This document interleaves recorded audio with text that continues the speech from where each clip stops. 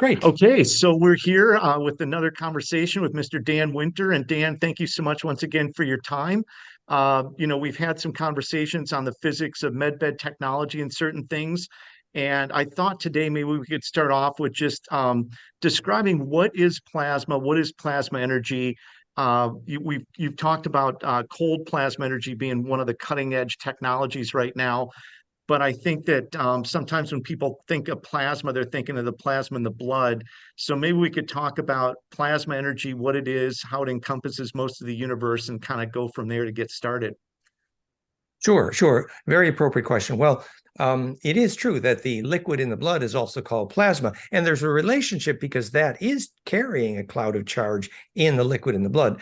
But in the physics sense of atmospheric plasma, or specifically cold atmospheric plasma, which is one of the hottest subjects in all of medicine right now, is CAP, cold atmospheric plasma, because so much research has been done on the benefits of cold atmospheric plasma.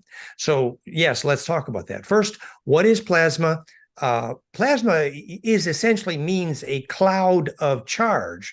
And then you'd have to ask, what is charge? Well, charge is the bias, the plus and minus charge, of which it's a superfluid of which the ether is made. The universe is made of charge. And if you have a cloud of charge which propagates without heat, that's called cold atmospheric plasma. The points to be made here, one is that physics is now clear that 99.999% of the universe, of the mass of the universe, is made of plasma. That's one point. So effectively, you could think of, since the whole universe is made of a superfluid called charge, and a cloud of that charge that's propagating is called plasma, and that's most of the universe is made of a cloud of that charge, which is a superfluid. It's kind of like asking a fish, what is water? Yeah, exactly.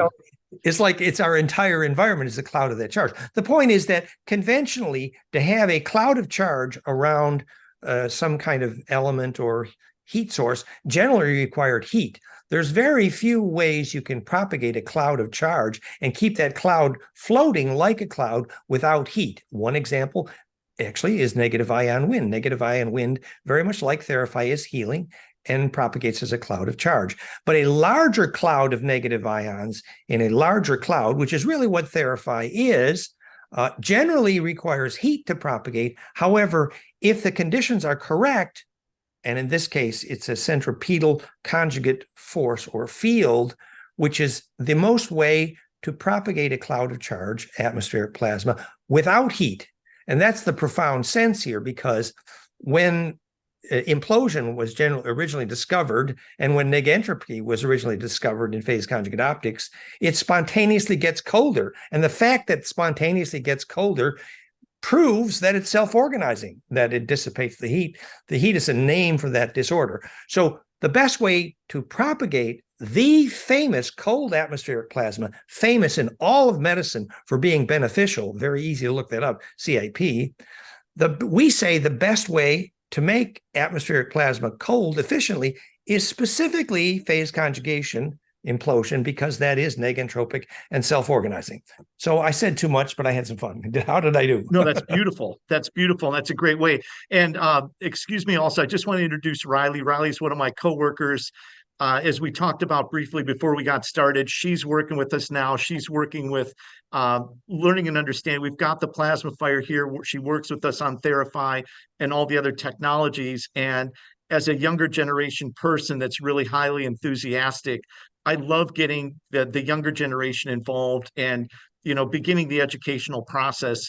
And Dan, one thing I know from also watching all your videos, and we can touch on this later, your primary goal in life is to teach people what is the soul and pass that information on to these younger people. And so we can even touch on that later, because that also gets into a lot of the physics of what we're talking about. Um, but just to go back to the plasma being basically clouds of charge. So are we referring then to basically all the space, interplanetary space in between planets as being potential or clouds of charge? And what about like third dimensional objects like planets themselves? Because if 99.9% of the universe is plasma, how does that appear in like atoms, and how does that appear in like third dimensional things and space in between planets? Yeah, it's right. I guess it was shocking originally when physics finally figured out that most of the mass of the universe, 99.99% of it, is not particles at all. It's just a cloud of charge. Now, that cloud of Wow. charge can have some inertia, but as a cloud of charge, now if that cloud of charge gets compressed, then it stores more inertia and more spin density, and that's called a particle. So the difference between a particle and a cloud of charge is compression. That's it. There's no other difference. So particles are a name for compressed charge that store more spin, and that spin is called inertia, and that's our only definition of mass. So compressed charge or plasma is by definition what a particle is made of. And yes, that is a unified field. That's beautiful. And I know, from also speaking with you that with the Theraphi and with the Plasmaphire and Quantify, basically what's happening is that you're using noble gases in a tube, and when those noble gases are getting hit with enough energy, it's basically converting that noble gas into plasma energy. Is that right? Well, it's a little bit more to it than that. For one thing, Okay. we have a very high, all these devices have a very high bias voltage. In the case of Theraphi, it's about 500,000. And that means that the power and the wires that go to those tubes, for example, travels as corona, which is the beginning of a cloud of charge. Now, if you take that and you zap the noble gas electrons do the little dance, which is called optical phase conjugation, makes that beautiful purple color. And so those optical harmonics are also phase conjugate and contributing to the centripetal force of the cloud of charge. The cloud of charge is a very, very interesting phenomena. We have Theraphi professionals all over that say, after you've been running it enough, and if you're in a natural environment, that cloud of charge has a mind of its own, and it better like you, just like a kitten likes you when it runs its motor, that'll heal you. But if the cloud of charge doesn't like you, well, it is mindful in the same way that it famously ball lightning responds to telepathy. So the cloud of charge will eventually become more and more self-organizing and mindful and have a mind of its own and have intent. And these things require very natural environment, fresh air. And by the way, that cloud of charge does not want wind. Wind can actually blow it away, but it needs fresh air because it's imploding charge. So if the air is very dead or there's a lot of electrosmog, it ain't so good. So it's literally you're making your pet pet cloud of charge happy, and then it floats around. It's very implosive, very negentropic. And just like your pet kitten snuggles up next to you and runs the motor where it knows you need it, and your pet kitten will heal you by running its motor. Well, that cloud of charge is very almost as self-aware as your pet kitten, and so be nice to it. And in fact, famously, Theraphi professionals always say, well, if somebody comes in the room with a negative attitude, better invite them to leave and come back another day, because a cloud of charge ain't going to like them. Yeah. I like that. Very much like a wormhole is not letting you through if the wormhole doesn't like you, because that's also Exactly. plasma. It's the point is that self-awareness is the implosion at the center of the plasma vortex. That's what is the inner eyeball when you see and when you die. So when you make a plasma vortex implode, the more that vortex is implosive, the more it is self-aware by definition.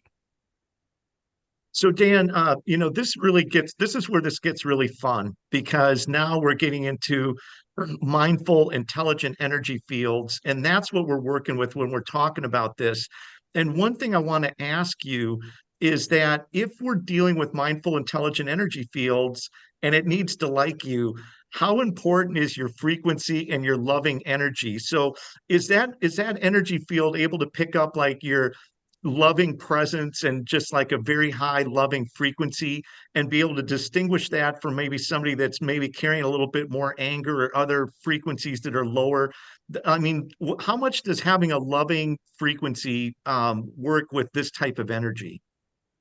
That's a very useful question. Remember that our psychological terms ultimately have very specific electrical meanings. For example, the more relaxed you are, the more conductive you are, by definition. So, and conductivity enables the circulation of charge. It's very simple. So, even in the live blood cell tests we did with Theraphi, we found the 10% of people who did not get declumping deroulé in the live blood cell, those ones admitted that they failed to achieve relaxation. Actually, they were stressed because somebody else was in the room. We did some tests about this. So one of the primary skills of the operator here is to help the person feel totally relaxed and in a safe space. So that's the idea that relaxation is conducted. Now, beyond relaxation, your question about love, yes, let's do 10 days discussion on the physics of love. but the physics of love, I do have some background in this area. Basically, the reason the tornado follows the shaman around is because the tornado perceived and fell in love with the shaman. And the nature of that is called embedding, so that the bioplasmic streamers of the shaman's aura embedded in the tornado, and it felt the pain of the tornado. And so the tornado fell in love with the shaman and therefore follows him around. Well, it's a simplification, but it's actually an introduction to the physics of loving. Love specifically means the ability to embed or nest inside of. For example, very helpful to love a tree, not very helpful to love a metal box, because you can't embed electrically in there. It actually you will not gain inertia by loving a metal box. It ain't going to help. Right. So when we get into that loving frequency and the power of that, now, one of the last videos that you just did, you're talking about how the singing of children, like 11 million children were singing and bringing like this really powerful sort of loving type energy into the universe. And I think in some of the videos also, you've talked about how, the power of love is just so incredibly powerful for manifestation. And then when we get into Anunnaki within Enki and Enlil, how that power of the DNA you can actually create stars. I mean, like that power that we have is actually incredible. Do you want to touch on that and go back into that a little bit? And that's wonderfully fun poetry to chat about. Well, we were saying many years ago that my Sufi teachers, and I was taught by the Sufis, they said, only love bends the light, therefore only love creates. And I realized later that was very profound physics, that the ability to embed, literally to add your centripetal force to something larger centripetal outside you, like a tree or a city or a planet, that by embedding your aura in it, if you add centripetal force, you both gain consciousness and inertia. So the physics of love is literally embeddability. That's why the golden spiral is more than symbolic. It is the physics of implosive embedding. And yes, it is true. It was measured 11 different times that when more than 1 million children sang the same song, there was a dramatic and measurable reduction in the number of solar flares. So the sun literally went, ah. And what we believe, it's very specific, the physics is not a mystery, that stars ultimately need the centripetal force that evolves from, the DNA consciousness on planets when that consciousness grows up, aka Osiris inhabiting the sun so the Nile would flood. Well, every ancient religion was a sun god religion for a very specific reason, and every high-level shaman will tell you the center of the sun is not hot. It's inviting, and it is, in fact, an eyeball. And we understand the physics that when your aura gets big enough, and we had lots of experiences where we taught people, visualizing going through the heart of the sun. It is powerful, it's wonderful, but we also found that it's a bit too powerful. Don't do it until you're ready, because you do come back dizzy. But when your aura gets big enough and you have enough centripetal coherence, then absolutely that's the only real way in and out of here, actually. So to understand the plasma intelligence of greatest magnitude in this solar system is clearly the sun, and that is pure physics. And the sun is a mindful and intelligent energy field. Extremely, very advanced. And we believe there's actually a kind of a wormhole, black hole that goes from here to Andromeda and then to a central galactic. And the Mayans talked about it. They called it galactic midway station. So advanced shaman know that the heart of the sun is a slingshot, basically, for eyeballs, for literally perception. But this is an advanced conversation. And for people who haven't had high-level bliss experiences or Kundalini, this can be a bit, too much. So we start basically grow your aura. Right. And so, Dan, what are some of the primary ways to grow the aura? That's the that's the right question. I think it was a Saint Germain who says, "Well, my aura evolved because of a billion right decisions." Well, every day you make a decision: who are you going to kiss? What are you going to eat? Who are you going to hug? And where are you going to sit? And if you make each of those decisions based on where will I accrete charge? You pick up Mm, the piece of broccoli and you whisper to it, when was the last time you experienced genetic diversity? And you check its aura to decide if you're going to eat it. And then you decide who you're going to kiss and where you're going to sit, place of power. Everything you do is about adding charge inertia to your body. So things that deplete your aura, electrosmog, mechanical vibration, the wrong environment. It's very obvious the things that feed your aura. Whereas when you sit in a stone circle of pristine trees with pristine, forest air, well, obviously your aura is imploding and getting huge. So if you simply prioritize doing things that grow your aura, in fact, the very word fa'atun in Egypt, from which we get a word to fatten, fa'atun means to feed the aura in Egyptian. that is so awesome. So me and Reilly, I've watched a couple of the last videos that you did that were actually out in the field that were phenomenal. And so we have here in Virginia, we've got a lot of places where you can go hiking.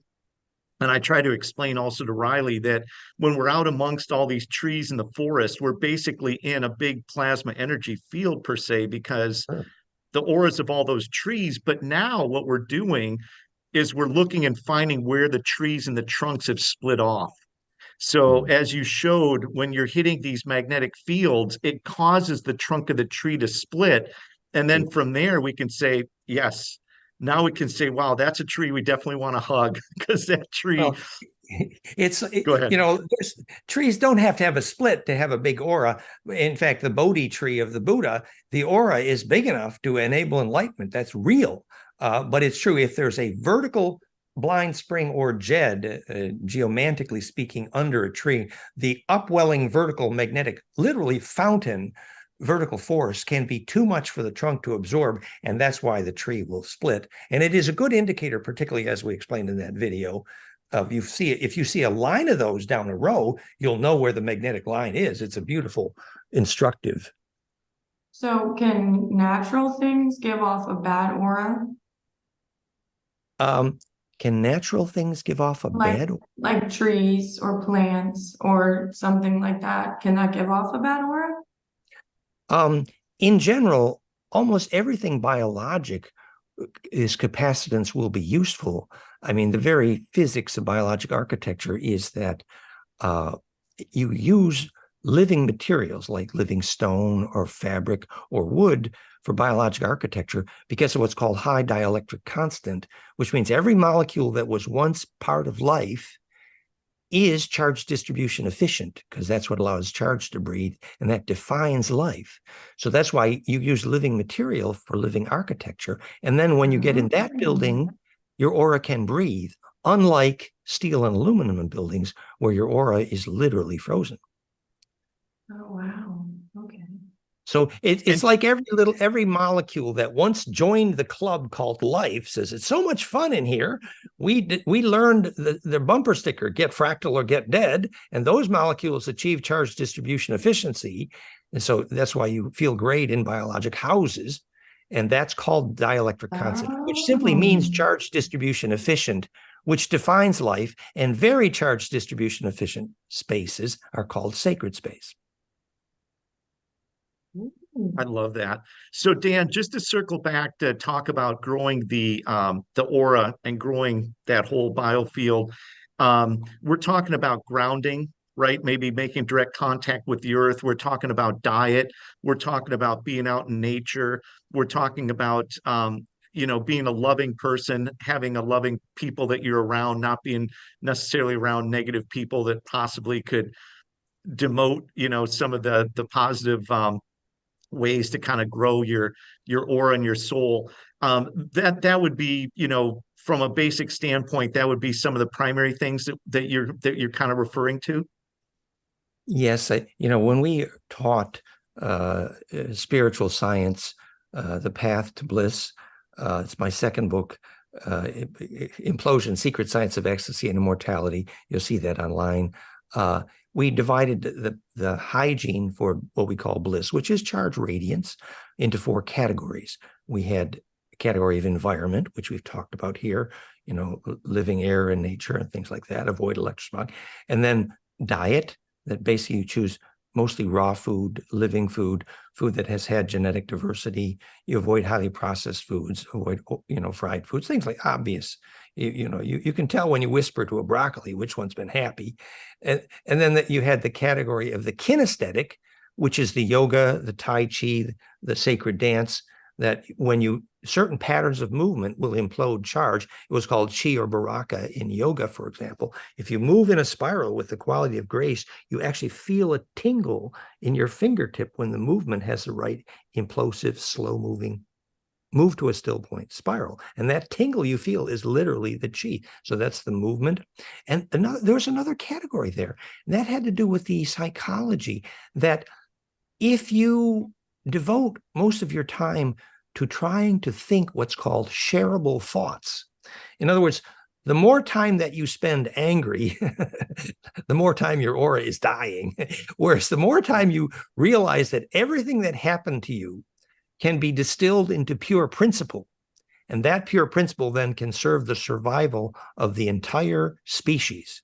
And that is the only thing that goes through death, actually, is that compression of that memory that serves so for example, somebody was arguing with somebody and a fight happened, it was a mess, and oh my God, and you start feeling, well, this person felt that because this person felt, and then you realize, oh, well, they felt that because this happened to them, and then you distill the whole thing and you realize the seed hub of where the whole problem started, and you resolve it, you compress it to a pure principle. And then when you understand deeply the root of that pain, suddenly it's not pain at all. It has compressed and imploded. And that process is called the eureka. And you feel a tingle when you resolve something to pure principle. And those memories then all go through death because they compress well. Love that. So ultimately, our goal, and we can tie this back into the Theraphi and the Plasmaphire, but the goal is to really raise that loving energy and raise that frequency and get into a higher bliss experience. And so, Dan, let me ask you, as you start getting higher in that frequency and you start becoming more loving, that also helps tie into does that also help tie into lucid dreaming, tapping into the Akashic records, collective consciousness, clairvoyance, like raising that frequency and getting more into that space? That is ultimately what really starts to get us, to grow more into what our true potential is. Is that correct? Yeah, so the science here is clear that when the body responds well to electrical compression, Theraphi, the plasma helps do that, and we do trigger lucid dreaming. But thinking shareable thoughts and feeling bliss regularly is obviously primo here for sure. And the physics is that then that experience of implosive compression, sometimes called bliss, it compresses the glands and the DNA, and that implosion then radiates a different kind of electrical coherence called longitudinal or scalar instead of transverse, which in the longitudinal wave propagation is a longer range. And in the longitudinal array, that nest, think of a fractal or a rose or dodeca nest, that array is where the collective unconscious lives, and that is the sacred earth grid. It's dodecacosa. And in that array, the collective unconscious and ancestor memory requires compression to get in there. That's why successful death requires a black hole, the same way successful lucid dreaming. So you look at your hand inside the dream, and that starts the do loop of compression. And that then means there's more radiance into that longitudinal coherence. It's called the Ba from the Ka, rainbow light body, Kesjan body. So propagating coherently in the longitudinal field, literally the rainbow light body, the result of successful compression. Now, if you're walking down the street and everybody you look at, you think, well, that's a dummy and that's a dummy. I don't like that one. I don't like that one. Well, every time you do that, your aura actually dissipates. Whereas if you're walking down the street and everyone you look and say, oh, I feel their pain.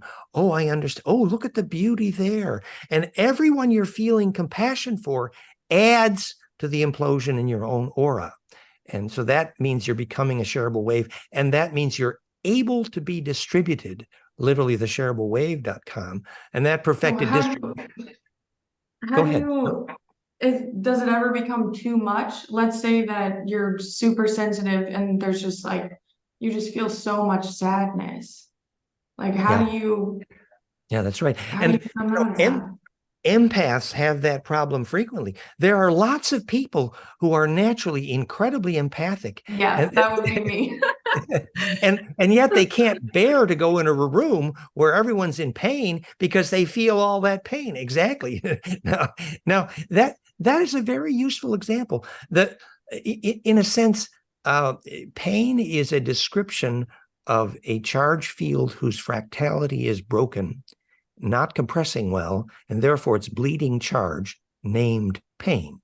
And so, for example, Theraphi restores compression and localized pain we're very good at. We know it's obvious, if the first thing you do when you're hurt, you compress and you squeeze that wound and the pain is reduced. Well, electrical compression is even more efficient at reducing pain. So how does an empath, the empath recognizes that there are some things they can help with and some things they cannot.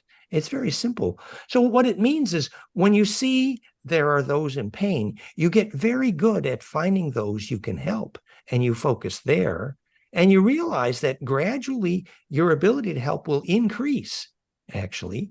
And so, yes, if, for example, going into a bar room, most everyone there has huge holes in their aura from the alcohol, which means there's a lot of plasma parasites. Well, that ain't a good place for an empath. No.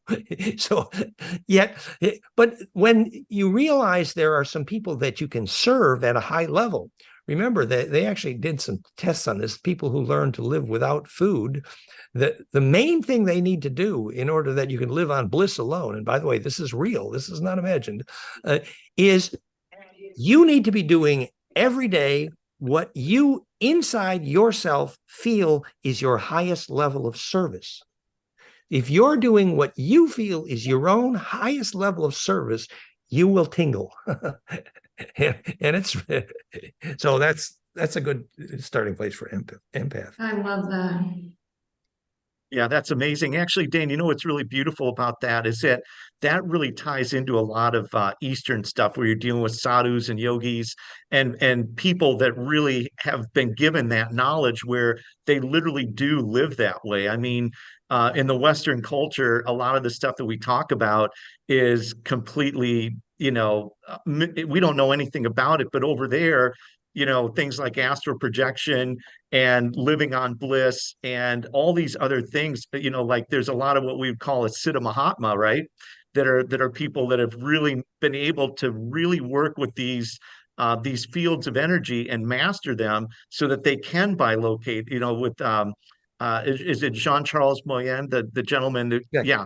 yeah, like they really have developed the ability to do this. And I know you've got a lot of background in Eastern philosophy and through the Kundalini yoga. Are you familiar with somebody named Neem Karoli Baba? He was a disciple, or Ram Dass was a disciple of him back in the 60s and 70s.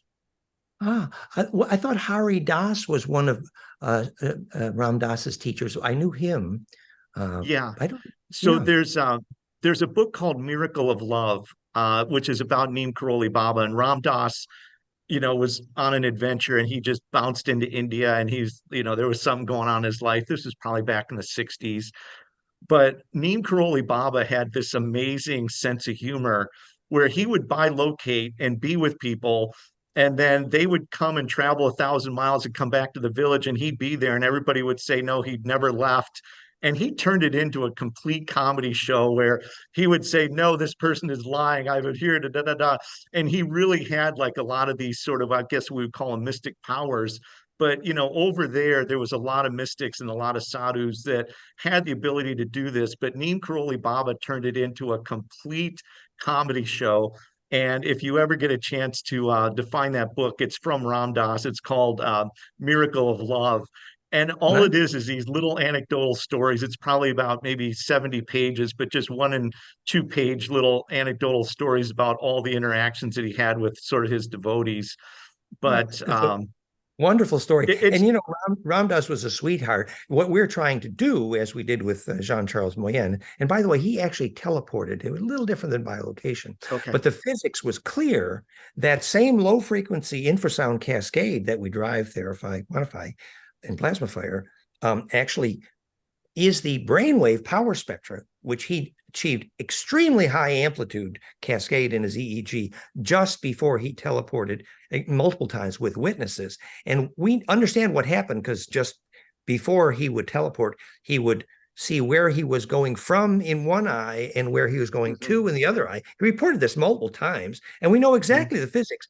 The compression effect implosion in the center, related probably to the pineal, created a node into the longitudinal array. And if the compression is powerful enough, that literally enables propagation into what's called Stargate or portal. What the portal is actually that compression into the longitudinal nodal array, and then you inhabit a larger array. Actually, you have experience. The array called synapses in your brain is what your consciousness inhabits. Now, a bigger array of longitudinal nodes you could also inhabit if you were very good at embedding. And the other thing to know here is when physics says action at a distance starts with entanglement, phase conjugation is the perfection of entanglement. And what they call an Einstein-Rosen bridge actually is the array of longitudinal nodes, which is the result of conjugation. So teleportation and bilocation is not a mystery. It's a matter of understanding coherent longitudinal interferometry, and that's advanced stuff. The point is that you start to get experience in that regard when you simply sit at a strong magnetic cross point, close your eyes, and realize that you can look down the tube and actually see, the waterfall down there, and you can actually use that as a visible wormhole, and you begin to understand the meaning of inhabit the array. That's so awesome. Reilly, did you pick that up? Kind of what he's saying, that you have the ability to bilocate. So we could be over at Deep Run Park doing a hike. You could be on a magnetic line, and you could literally go into meditation and transfer your conscious. Well, see, with Jean-Charles Moyen, he came back with sand in his toes. He physically was there and came back.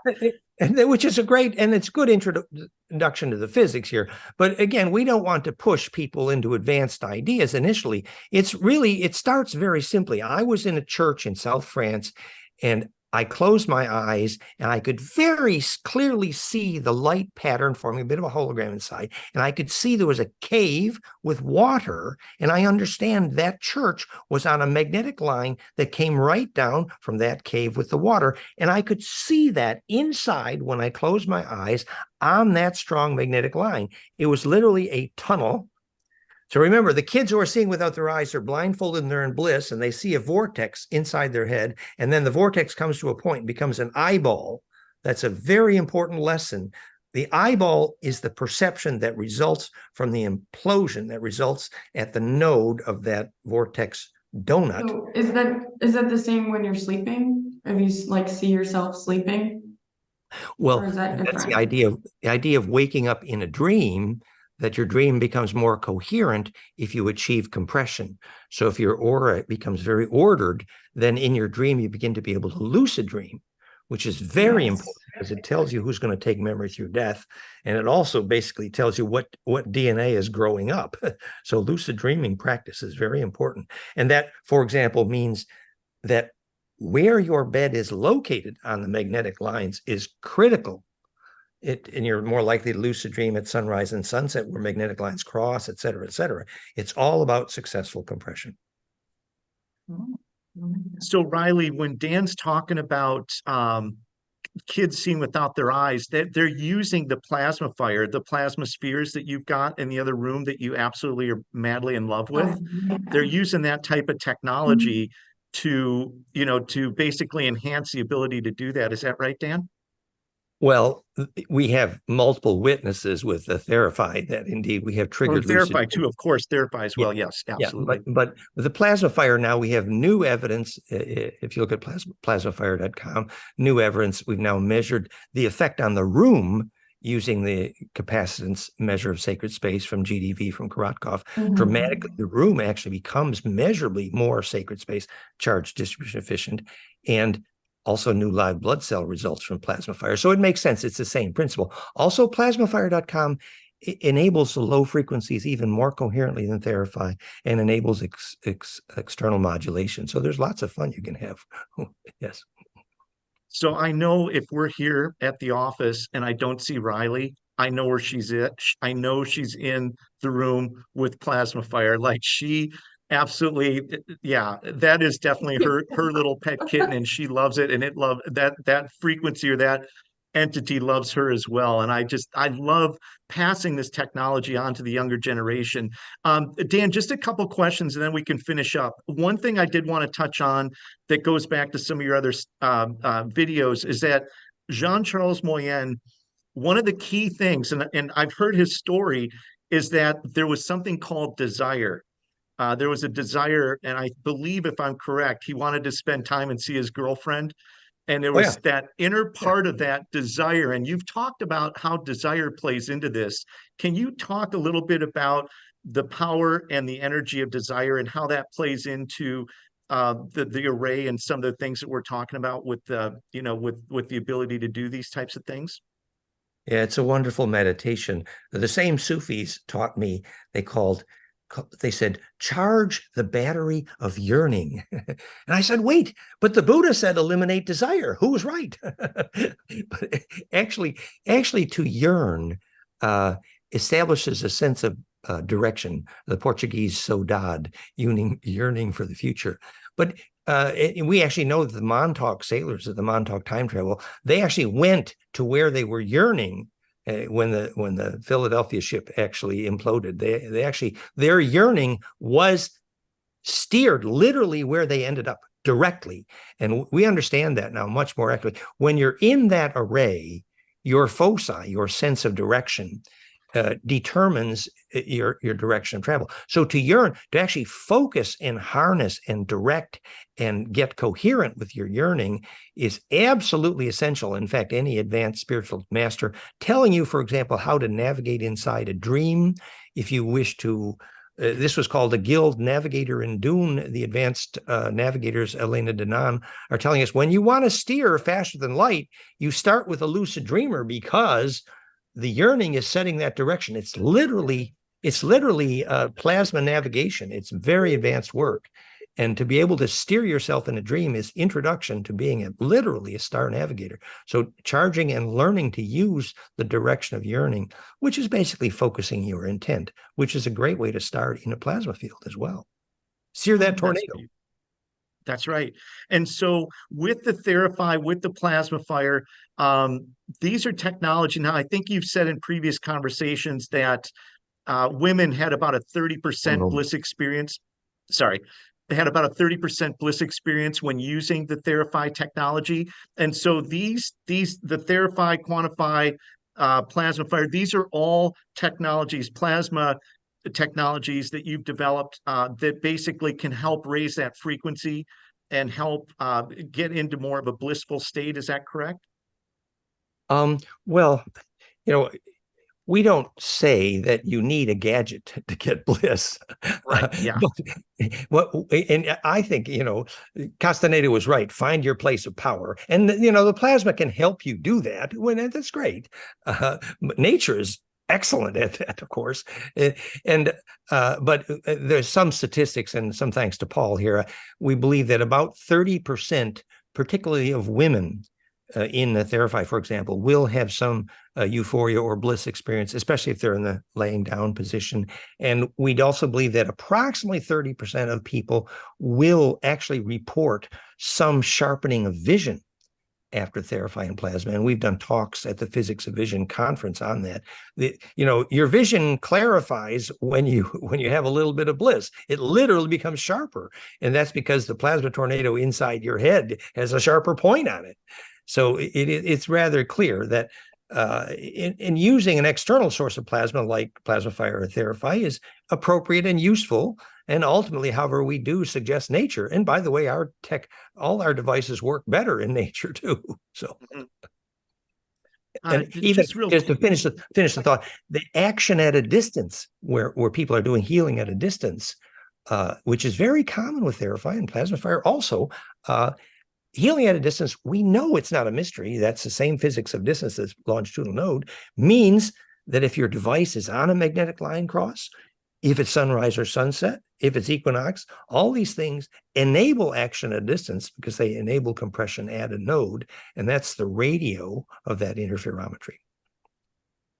And that I know there's a term, I know you don't necessarily like to use quantum, but is that sort of quantum type then the ability to heal at a distance? Does that get into like sort of like quantum type physics? Well, we're saying Einstein really should not have called action at a distance spooky. That if he'd understood how the longitudinal wave crosses at a distance and at the node at a distance, it exchanges inertia with the transverse EMF at that distance node and will contain heat at a distance. That's the ultimate holy grail of all fusion energy research, is how to contain heat at a distance, as Ingo Swann did with the Faraday cage by having literally golden ratio of flameinmind.com. So action at a distance is not a mystery once you even start studying longitudinal interferometry. And phase conjugation is the climax of what conventional physics calls entanglement, which enables action at a distance. And the longitudinal nodes are that wormhole nest grid. And we need to begin understanding that, because that's literally how we inhabit the larger array. It's very important science. Learning to think of these things as science instead of a mystery is very empowering. Mm-hmm. It's just so beautiful and so amazing. Just real quick, Dan, we're going to finish up here, but we have the new location here that we're at, and we've got the Plasmaphire in a room that's all windows. There's one wall, well, it's basically sort of rectangular, but most of the windows are surrounding that room. The windows do not open, however. But I told Reilly that we definitely don't want it around anything that's going to be aluminum, metal, or anything else. Does it still have the same ability? I know from talking to you today, open windows and bringing air in would be much more helpful. But what are your thoughts on that? Well, the nature of phase conjugation, negatory implosion, is that it does prefer to implode the energy of its environment. And literally, it will gain energy. So that means that if the air is dead, it ain't so good. Now, on the other hand, wind through the room is not good either, because it can blow away the cloud of charge, even the negative ion. So the best would be simply to change the air, hopefully completely, perhaps between sessions. So it is fresh air, but is not moving very much. And there's lots of ways to change the air in a room. It doesn't have to be an open. There's lots of ways to change. So change the air. Hopefully, if you got some fresh air, hopefully from nature in the room, and then the plasma tubes will be happier because they'll be able to implode better. So how do you change the air in the room? Well, yeah, I mean, there must be a window nearby. Open a door. Yeah, we could run fans or something and bring air from the open doors into that area. Air. Okay. Yeah, I mean, literally try to change the air between sessions, so it's relatively fresh air. Yeah, because the amount of charge in the air, literally, people who learn to live without food, it's very real. And they begin to understand very exactly what it means to live in fresh air versus stale air. The lady that teaches that learned if you live in a dead hotel room, you can't live without food. Because it's literally the air that's feeding your aura. Yeah, which is really amazing. And that gets back into some of the Eastern philosophy. I don't even know how to categorize. I always categorize it as Vedic because I feel like a lot of it's sort of Vedic knowledge. Dan, a couple real more quick questions on the Theraphi and Plasmaphire as we start to wrap this up. Pine cones kissing noses, centipedal, right? Imploding. What is it like with the Plasmaphire? And I'm looking at the technology. What is it that's actually generating the spiral, the centipedal spin from each side? Is it the coil, or how do you generate that spin going into the middle from each one of those channels to perform the phase conjugation? Is it the way that the coils are delivering the energy, or what actually physically does that? The key is the infrasound modulation. So you've got a higher Okay. voltage that's lighting, the optical lighting the glow in both Plasmaphire and so higher bias voltage. But now that high voltage is modulated with a low frequency cascade. Visualize the caduceus, which is the Schumann harmonics. It's a phase conjugate implosive. It's literally implosion sound. And that's from my equation. And so in both cases, we're using that perfect golden ratios times Planck multiples, and that caduceus implosive infrasound cascade modulating the high voltage. So that's the trick. Is you got a high voltage lighting up the tubes, and then you've got low frequency cascade, multiple harmonics, but all perfectly in phase to the perfect caduceus down to Planck charge collapse. And now those two sources are now 180 degrees out of phase, perfect mirror, and those two pine cones can then implode beautifully.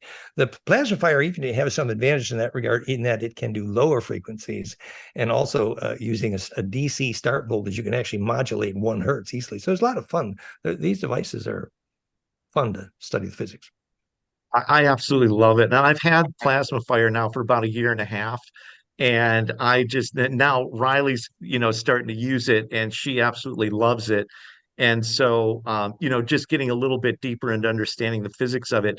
Plasmaphire also has the ability to to help with the frequency of getting into lucid dreaming. Is that correct? Well, the Plasmaphire has the advantage that because you can't do external modulation very well with 500,000 volts with Theraphi, whereas with Plasmaphire, you can do external modulation, which is the flameinmind.com Flame and Sound software, which is the feed source. And that, for example, you can pick which gland you want to stimulate. And it really works. And most people, zap the heart, you will feel it in the heart, your throat, your crown. You can actually choose which part of your body you want to stimulate with that Flame and Sound software that drives plasmaphire.com. And in terms of lucid dreaming, the idea here would be that if your aura gets consistently centripetal, you should find a consistent improvement in your ability to lucid dream. And we have multiple witnesses who have testified about that with Theraphi, but Plasmaphire being a bit newer, we've many reports on that, but I don't know yet about actual lucid dreaming reports, although I'm sure it certainly helps because we've measured the live blood cell effect very similar to Theraphi. So I'm sure Plasmaphire can help with lucid dreaming, and we hope to measure that. So we talked in the last video about ghost holes in the order, astral parasites, and I know Plasmaphire and Theraphi, but Plasmaphire also has the ability, because there's a lot of documented science on the website showing how it's helped build the aura. But one of my favorite frequencies that I run a lot of them. Sometimes they're just intuitive. I don't necessarily have one picked out, but I'll go through the frequency chart and I'll just say, okay, today it's this, it's that. But I never go without using it without running the full chakra cascade. The full chakra cascade is always the one that I finish with, and I just absolutely love it. And it just puts me in such a good space. And because I've understood now with phase conjugation, with sunrise and sunset being sort of the primary times where you get the most benefit because of the alignment of energy in the atmosphere. I usually always do it like around sunset. That's like the last section of the day is when I like to go in there. And I just find the technology absolutely amazing. I love it so much, and I'm so grateful for you and Paul and Patrick, for putting this technology out there and making it available. We spoke briefly last time on medbeds. Actually, you did a great dissertation on the beginning of the last video on medbed technology, what it does as far as with the cells and rejuvenation and different things. But as we kind of broke into that conversation a little bit, it was the fun stuff, getting out of the third dimensional body and getting into the aura and getting the frequencies raised, getting into states of ecstasy, getting into more of a loving vibration. I think, as I kind of touched on a little bit last time, and you did as well, this is where this technology gets really fun. This is where it gets really exciting. And this is where you really see benefit, where this is open to the entire planet. Like every human should have a Plasmaphire in their home. And, these are the kinds of technologies that I find, in addition to our own natural ability to raise our frequency, raise our energy, these are technologies that I really find are something from well, I don't want to date, but the Jetsons and Star Trek. This is the kind of technology where this is the stuff we just don't even think about. It's just in there. We go in and do a chakra charge or an alignment, or grow out our aura with a little bit of some of the Yeah. 21st century. And this was actually biblical. They said, I will raise a Shem unto the Lord in the Bible. They mistranslated, I will make an altar in the church. No, the word Shem, which was mistranslated altar, actually means to make the kind of electric field which rejuvenates and reverses aging, quite literally. And the ancients were studying this because their problem was, premature aging. And so the idea of the time reversal and negentropy is a very good introduction to what altar meant in sacred space. It was literally the ability to induce negentropy, which is related to all of this. Yes. Which actually gets, I mean, there's just so many places to go with this, and I can keep going forever. And I know, but that gets back into this technology being inscribed in hieroglyphics, in pyramids. This gets back to our friends, the Anunnaki, who, just like us humans, we've got some that are probably, great to hang with, and some probably, you don't want to go to that family reunion. But, they really did some amazing things here, especially with getting the pyramids put down, knowing all the ley lines, building, stabilizing our atmosphere, setting up our first power grids. And that video you've done with Sam talking about the rejuvenation, I've watched that at least 6 times, and more than likely I'll probably watch it again in the next week or two, because it's, number one, it's a great data drop of information, but number two, I just find it invigorating, exciting, and I find that the technology that you're developing is tying us back into a lot of this, a lot of our ancient roots and a lot of ancient history, and it's all synchronistic. I mean, it all ties back in together, and it's sort of that rediscovery, and it's, it all ties in with the raising of the frequency and our energy, and no better time to Yeah. have it than right now. Yeah, Sam and the Bosnian pyramids, it was a great film. It was at the end we did that science. But, he's got millions of people come visit because they're actually getting rejuvenation. And then we measured the frequencies and we found, oh, it's the equation. And it's so interesting that what makes the pyramid rejuvenating is the same power spectra implosion, which drives global wireless power. So the ability to implode the charge and then radiate longitudinally, which is what makes the body implode, get negative. The same physics is literally what pumps the longitudinal array of the planet. They had successful global wireless power, and Tesla had the vision right, but unfortunately he had the frequencies wrong, and he didn't know how to locate the nodes correctly. But global wireless power is actually easy once you understand the fractal global longitudinal nodal array. It's a dodecacosa. I mean, so this is a good introduction. Yes, rejuvenation by implosion is also global wireless power. Hello, let's get with the program. And this was hermetic, caduceus, literally. Yes, yes. Reilly had a question earlier. Pazeo. What is the Pazeo? What was Reilly? Do you have the that box? Yeah. Was it? Yeah, we have a new tech called piezophire.com. And by the way, it's a very localized.